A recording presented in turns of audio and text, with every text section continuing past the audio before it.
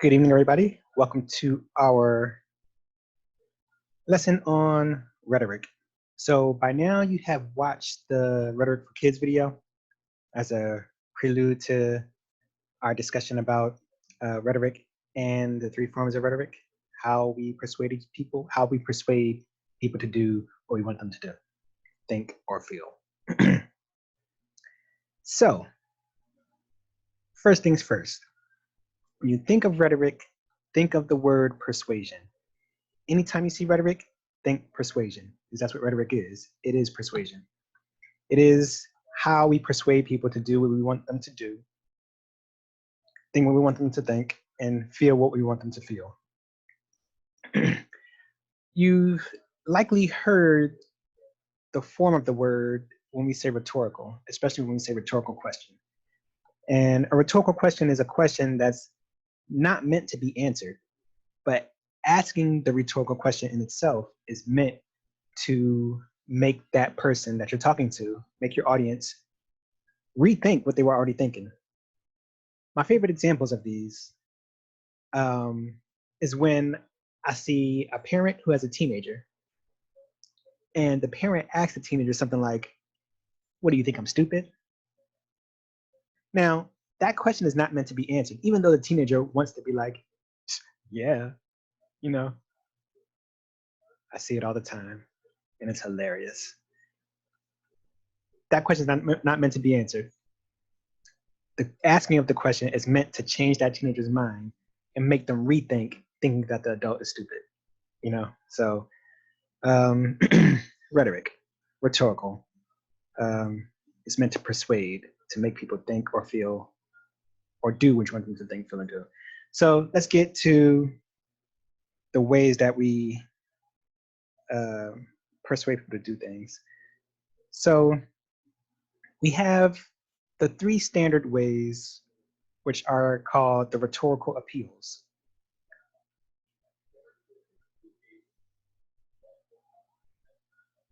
Bam. Here they are.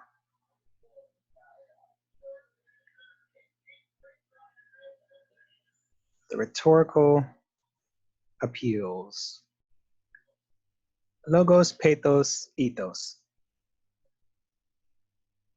Change this color to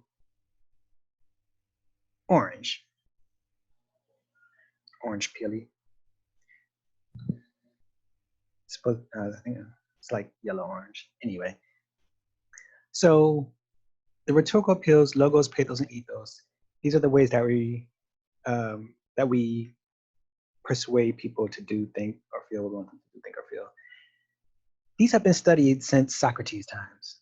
It's old kind of knowledge and strategy when it comes to rhetoric and speaking. And these are just like the basic three. The rhetorical triangle, the trifecta, if you can get them all into one of your arguments. There are some other ways that are kind of in debate, like subliminal persuasion, or if you basically like hypnotize someone into doing what you want them to do. Is that still rhetoric? Some things you might want to think about. If this was the full class, if we were in class, I would show you some subliminal persuasions and we'll have extra credit on it and everything. But since it's not, I'll let you look into that. Subliminal persuasion. One of my favorite ways to subliminally persuade people is by using NLP, which is neuro linguistic programming. And this is something that we all use unintentionally, but if you learn how to harness the power of NLP, neuro linguistic programming, you can also persuade people subliminally. Back to our three. So the first one we have is logos. When you think of logos, think of logic. And anytime you are trying to persuade someone and you use logic, numbers, statistics, logical reasoning, hard facts, anytime you use these things to persuade someone, you're using logos. I like to think of these things as if we have like three nodes, three lobes in our brains that are for rhetoric.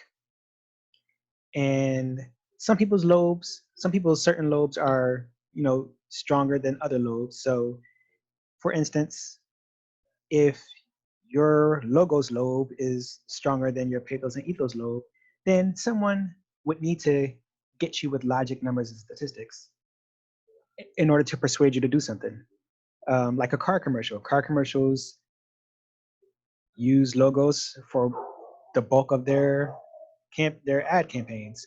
They tell you the APR, they tell you the price, tell you how much something is, um, the discount you're going to get. They usually use numbers to try to make it logical for you to purchase their car. Another way that we persuade people is by using pathos. When you think of pathos, think of emotion. If you ever have a hard time thinking about it, I used to think of pathetic, um, just to differentiate between ethos and logos. But emotion, feelings, love, hate, everything in between. Anytime you see a advertisement and they use babies, kittens, or puppies, and the whole point of it is to get you to go, "Aw," they're trying to get you with pathos. Like they're trying to get you with pathos. One of the best commercials that use pathos is it's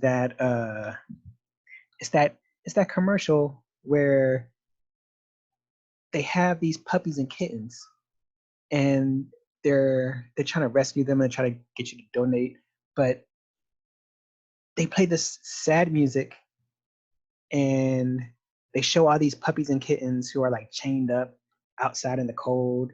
It looks like these puppies and kittens are crying.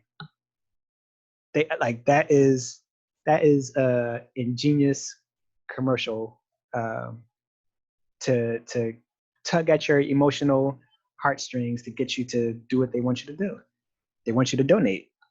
They want you to feel something in your heart so that you can come out of your pocket and give it to them. So that's pathos. Ethos. When you think of ethos, think of ethics. Ethos is the most involved. Um, so ethos, think of ethics. This is where you think of right and wrong, good and bad. Ethos usually deals with some kind of judgment.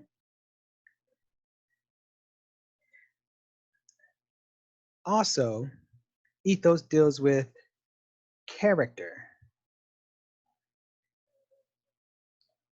Not only character, but characteristics as well. And it deals with credibility. If you look in the textbook, the first thing usually that they talk about when you talk about ethos is credibility. And they're talking about the credibility of the author that you're reading. Usually, if there is a research paper or a novel, not a novel, but like an informational book that you're reading, a lot of times the author will go through their credentials just to show you that they are a good source, a credible source for you to get your information from.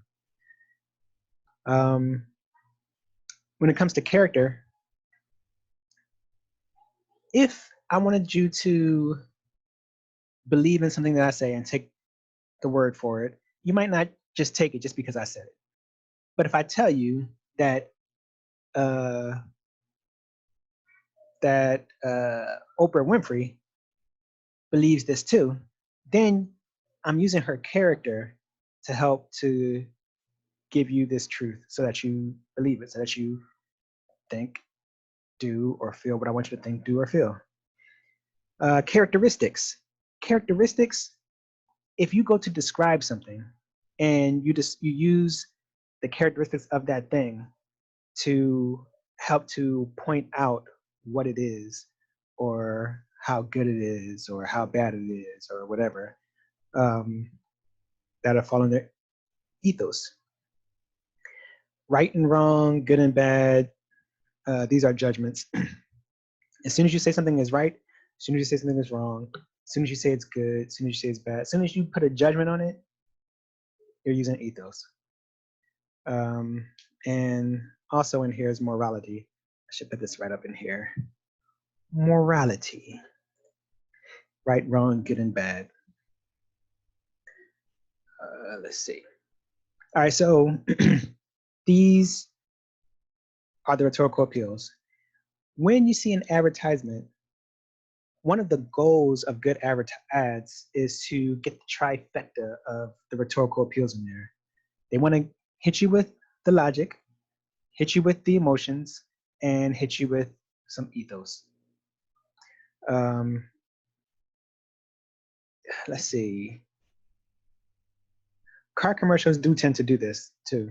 So we know that they hit you with the numbers and statistics for the APR and the price of the car and stuff. Often though, when they start talking about the car, especially used car dealerships, you know, they come on all excited. You know, come on down to Big Bob's beautiful Buicks. I've never seen a Buick commercial in the 2000s. Have I? Oh yeah, because Shaq was in one. Shaq was in that. He made that car look small. Yeah, he was in the Buick commercials. But yeah, they come out all excited and stuff, trying to get your excitement going. Toyota used to do something where it used to be like, I love what you do for me, Toyota, and then they'll jump in the air and they'll freeze frame it.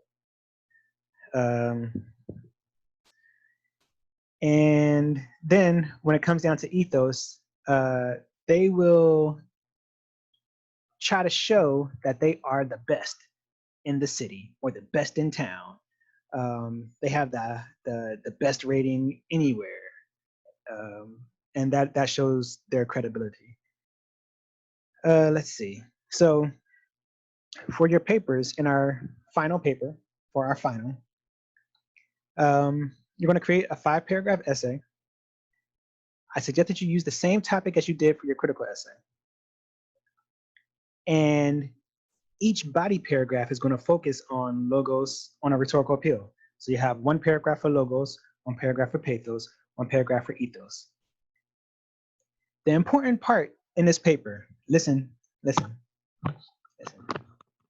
important part in this paper is that your topic sentences are great and perfect, and they exemplify the rhetorical appeal that you're going for. Now, what this does is, if your topic sentence starts talking about statistics, if you say the statistics behind the theory of gravity should obviously make it a law, then the rest of your body paragraph is going to talk about statistics, like numbers and stuff should be in there. But that topic sentence, it colors the rest of the paragraph logos. Pathos, if your topic sentence starts off by saying, the love that local zoo handlers have for their tigers is unmatched by any other animal, then the rest of that body paragraph is going to be colored pathos, because you based that topic sentence on love, and that's pathos.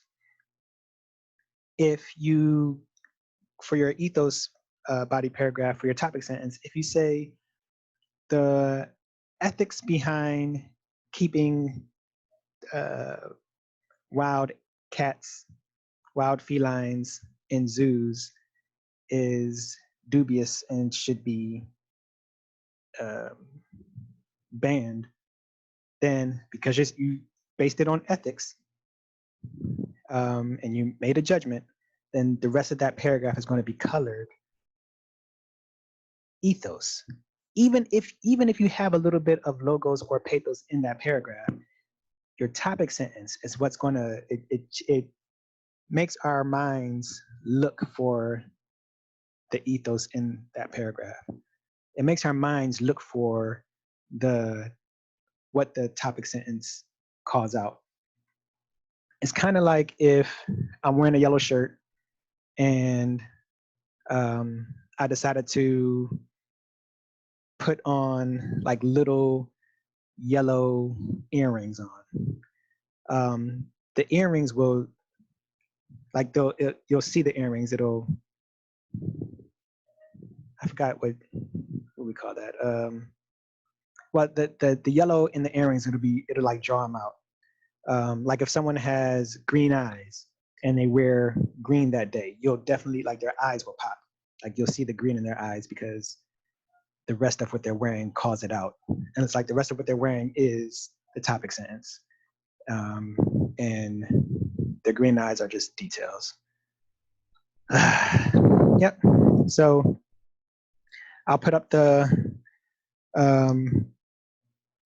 reminders for the requirements for this, and you will. You're going to get the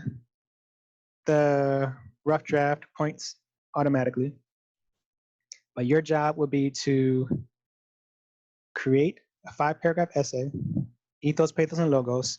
I will put extra credit opportunities in the announcement. Look below this video to find out what they are. And I for the due date under this video too. All right. If you have any questions, since this is the last week of official classes and next week is the finals week, I'll still hold the same office hours and the same Zoom hours. If you want to come in and ask any questions, do check my schedule. It's been in the announcements for a while now. And just pop in and we can chat. All right, until next time, later.